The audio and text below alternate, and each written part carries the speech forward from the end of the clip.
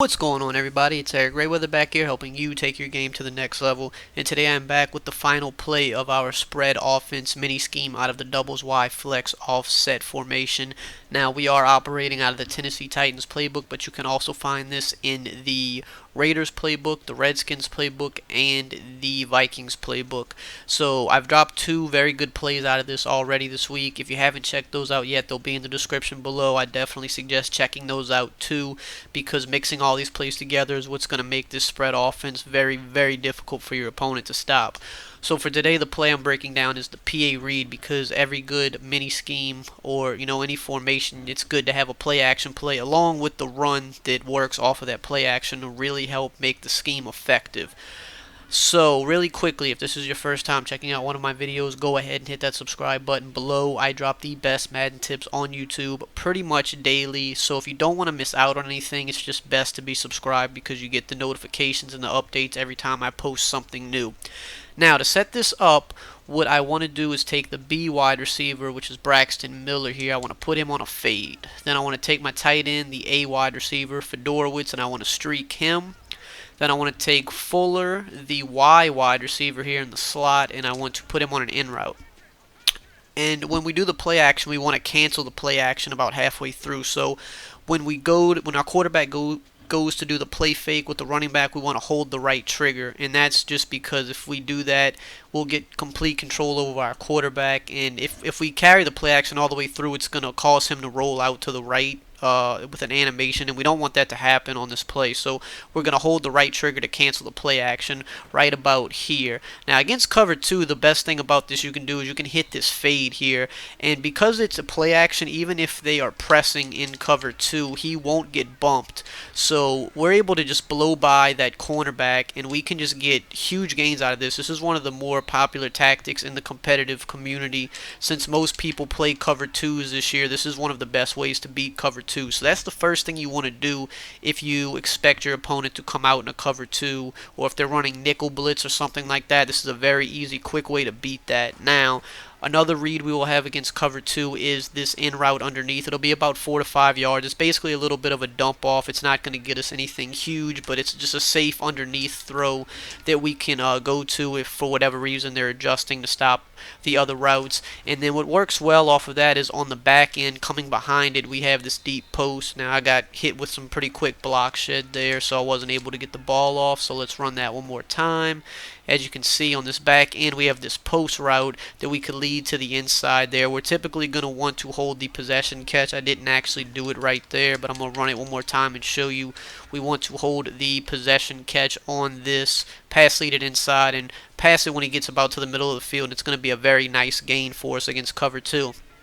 And the best thing about this is if they play underneath coverage, we're still, I mean, most people won't do that. It would be this play is, the way I set this play up is to prevent people from trying to play underneath coverage. Because if you play underneath, we're still going to have the deep post, of course, and then we're going to still have the fade. The fade is going to really be open against an underneath coverage. So if they play underneath, we lose the in route, but we still keep the two biggest parts of the play. So that's what makes this play so great, is you definitely can't play underneath coverage against it. Now against a cover 3, you're basically going to want to read the in route and the post that's going to work behind it. It's a very good route combination, because where the in route ends up and where the post ends up, a user defender can't guard both. So you want to read the in route first. If the opponent's using that, then you just want to take this the post over the middle. Now again, we got hit with block shed there. That was really quick, so I kind of had to just get rid of the ball quickly.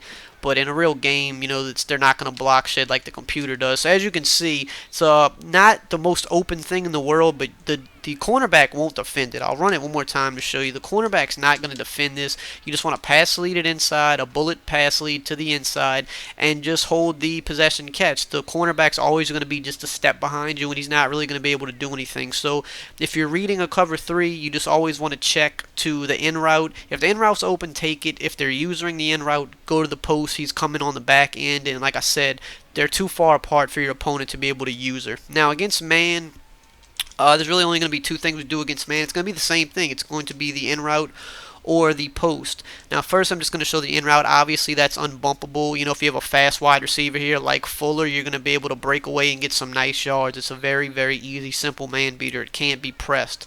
And then the second thing we're going to want to look at, especially if we are expecting man, you can look at this X wide receiver where DeAndre Hopkins is. When he gets off the press, you're going to be able to just throw a bullet pass to him, and he's going to create a lot of separation. But you don't want to wait. You want to throw it quickly. So it is recommended that you have a good wide receiver here, somebody that has pretty good release or beat press.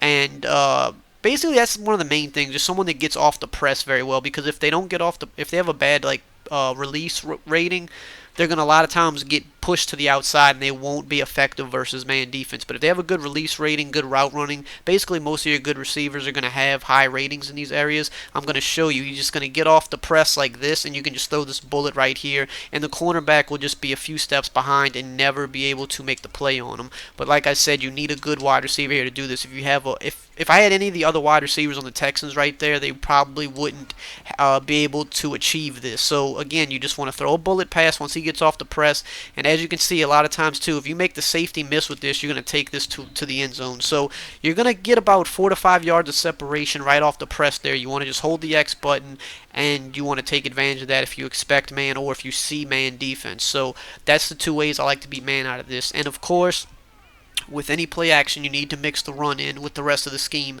The good thing about this scheme is Z-Spot is one of the plays I broke down. That's the quick pass audible. The inside zone is the run audible. The PA read is the play action audible. And then the other play I broke down, fork wheel, you can just come out in that play every time. So you can access all the plays from this, which makes it dominant.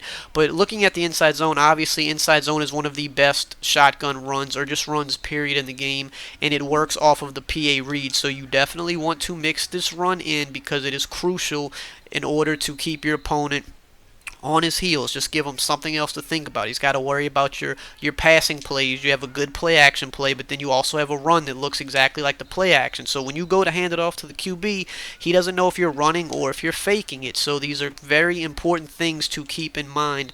Definitely don't sleep on the run. Mix it in with the scheme. It's going to make it that much more dominant for you. So please, as I always say when I break down these schemes and these play action plays, mix the run in. It is crucial, and it'll definitely help you move the ball. Now, if you enjoyed this video, just drop a like, comment, subscribe, and I'll see you guys next time.